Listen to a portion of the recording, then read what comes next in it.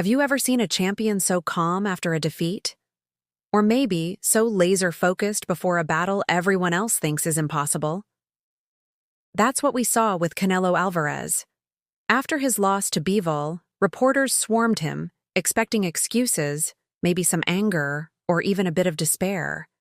Instead, they got something chilling.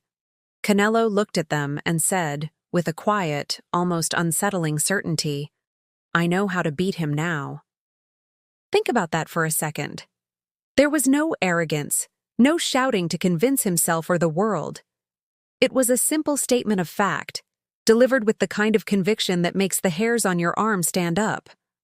We've all heard fighters say, "I'll be back stronger," or "This loss will only make me better."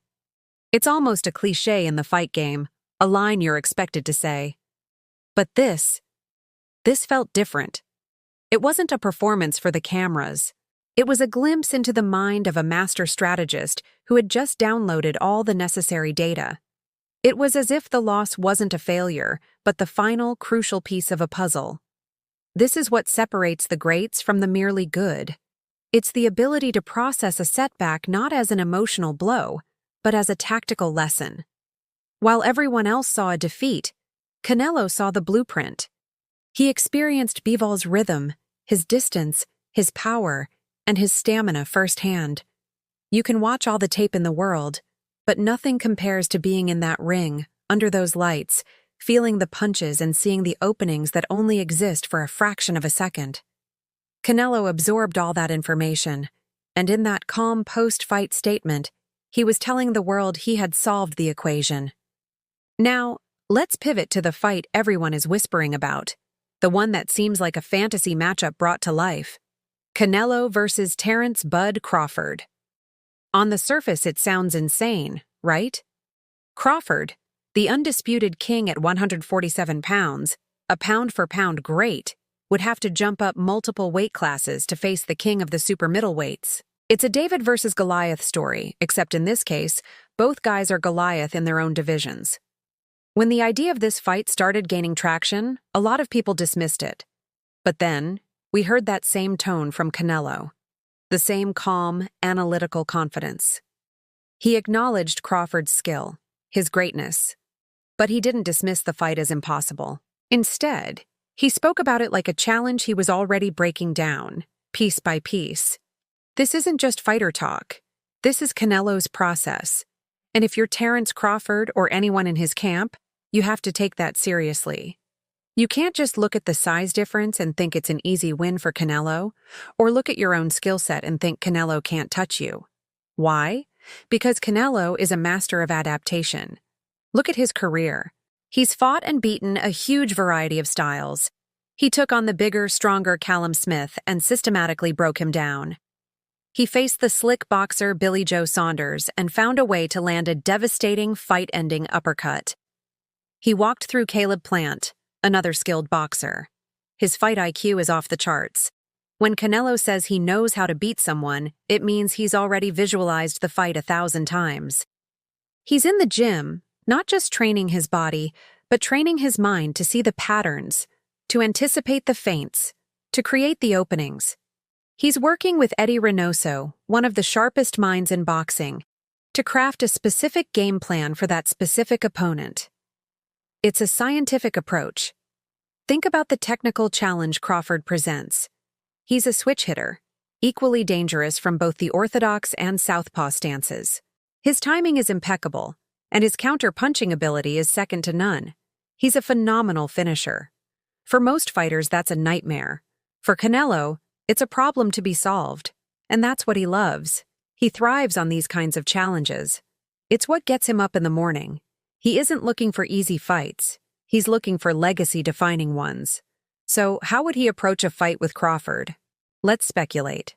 Canelo would likely use his size and strength, but not in a reckless way.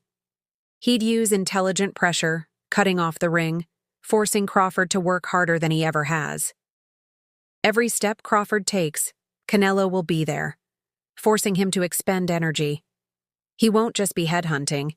He'll be investing in body shots from the opening bell. We all know what Canelo's body attack does. It's like a poison. It's slow at first, but by the middle rounds, it saps your legs, drains your gas tank, and brings your hands down. For Crawford, the challenge would be immense. He would need to be a ghost in that ring, using his superior footwork and speed to stay on the outside, peppering Canelo with jabs and quick combinations, and then getting out before Canelo can counter with his heavy artillery. He'd have to fight the perfect fight for 12 rounds, avoiding that one big shot that Canelo is so good at landing. He can't afford a single lapse in concentration, and that's where Canelo's quiet confidence becomes so menacing. He knows that over the course of 36 minutes, he will find an opening. It's an almost mathematical certainty in his mind. He's patient. He'll walk through some shots to land his own. He believes in his chin. He believes in his power. And most importantly, he believes in his plan. When he told reporters, "I know how to beat him," it wasn't a boast. It was a warning. It was a message to his future opponent, a message to the world, but most importantly, a message to himself. It's the mantra of a champion who has been to the top of the mountain, been knocked down, and has already figured out the new path to get back up, stronger and smarter than before. He's not just coming to fight, he's coming with a solution. This is the mindset that defines the legends of the sport, the ability to turn a loss into a lesson and a challenge into a solved equation. Whether it's a rematch with Bivol or a super fight with Crawford, when Canelo Álvarez speaks with that quiet conviction, you better believe he sees the path to victory. And for Terence Crawford, a fighter who has never tasted defeat, facing an opponent who has already mentally downloaded the blueprint to beat him, might just be the most dangerous challenge of his entire career. The physical battle in the ring is one thing, but the psychological battle has already begun. And in that arena, Canelo may have already landed the first blow. Thanks so much for watching, everyone. What do you think? How would a fight between Canelo and Crawford play out? Let me know your thoughts down in the comments. And if you enjoyed this breakdown, please hit that like button. And subscribe for more deep dives into the sweet science. We'll see you in the next one.